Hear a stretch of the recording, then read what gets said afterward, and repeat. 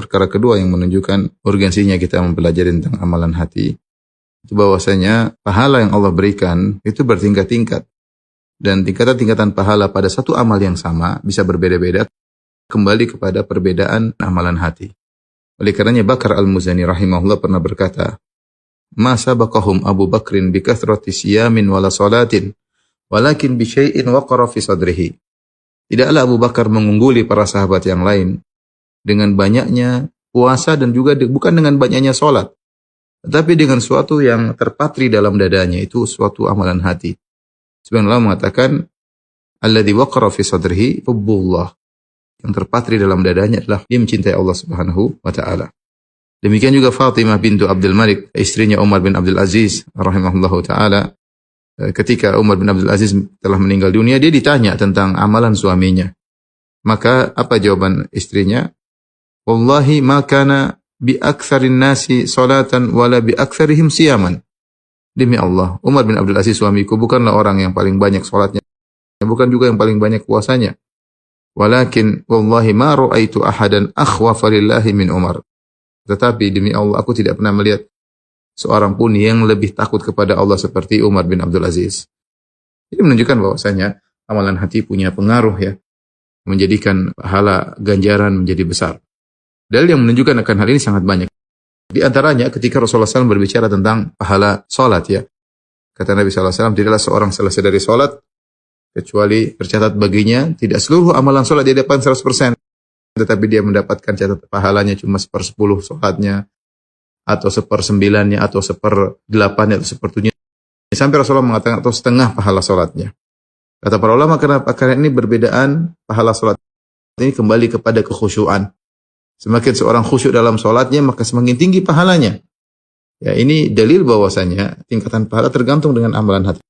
Dan kita tahu khusyuk adalah salah satu bentuk amalan hati. Kemudian juga dalam hadis yang masyhur disebut hadis sahibul bitaqah, yaitu Nabi SAW mengatakan, "Yusahu bi rajulin min ummati yaumal qiyamati." Dipanggillah seorang dari umatku pada hari kiamat. Fayunsyar lahu tis'atun tis'una sijillan. Kemudian dibentangkan baginya 99 catatan kemaksiatan. Kullu sijilin maddul basar. Setiap catatan sejauh mata memandang. Isinya maksiat terus. Maka dia menyangka dia akan binasa. Kemudian kata Allah Subhanahu wa taala, "Sesungguhnya kau memiliki satu kebaikan di sisi kami." Maka dikeluarkan kepadanya suatu kartu tertulis la ilaha illallah. Maka dia berkata, "Ma hadhil bitaqa min haula'i sijillat?" Ya Allah, apa pengaruhnya kartu ini dibandingkan dengan 99 catatan amal maksiat yang setiap catatan gulungan dibentangkan maka sejauh mata memandang, dibandingkan kartu kecil la ilaha illallah. Maka dikatakan kepadanya, "Innaka lan tuzlamal yaum." Engkau tidak akan dizalimi pada hari ini. Ketika ditimbang, ternyata kartu la ilaha illallah lebih berat daripada catatan maksiat tersebut. Dan ini luar biasa ya. Dan kita tahu setiap orang Islam punya kartu ini. Setiap kita punya bitaqah, punya kartu la ilaha illallah. Tetapi kualitasnya berbeda-beda. Semakin seorang kuat, semakin tinggi tawakalnya, semakin tinggi keikhlasannya, maka akan semakin berat kartu la ilaha illallahnya kalau ditimbang pada hari kiamat kala. Ini dalil bahwasanya ganjaran berbanding lurus dengan kuatnya amal hati seseorang. Demikian juga kisah tentang seorang wanita pezina yang dia memberi minum kepada seekor anjing. Bainama kalbun yutifu bi raqiyatin kada yaqtuluhu al-atash idh ra'athu baghin baghaya bani Israil. Ketika ada seekor anjing kehausan, dia muter-muter di mulut sumur. Dia ingin minum dari sumur tersebut tapi dia tidak punya kemampuan untuk turun mengambil air.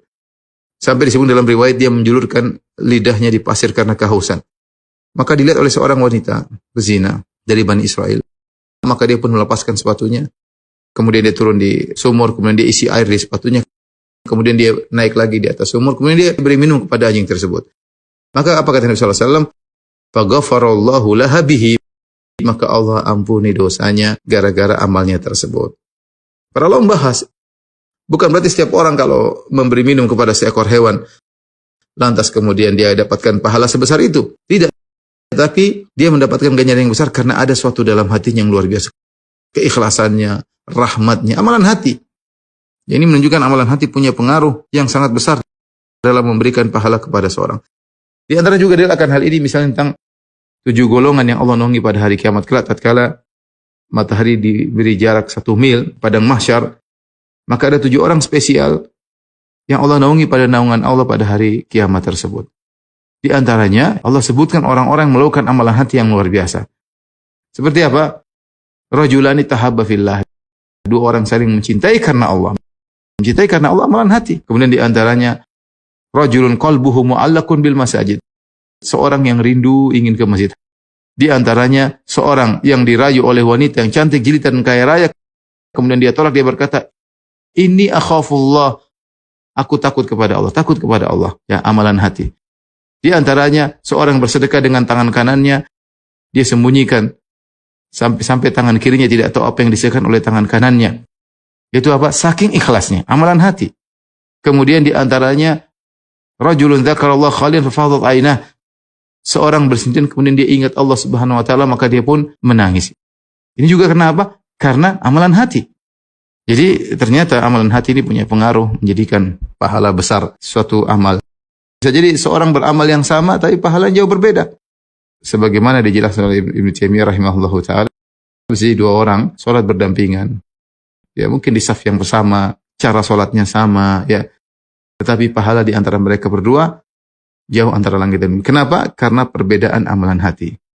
Oleh karenanya, ikhwan dan akhwat yang dirahmati Allah Subhanahu wa taala, kita tiap hari menjalankan ibadah, menjalankan amal-amal saleh.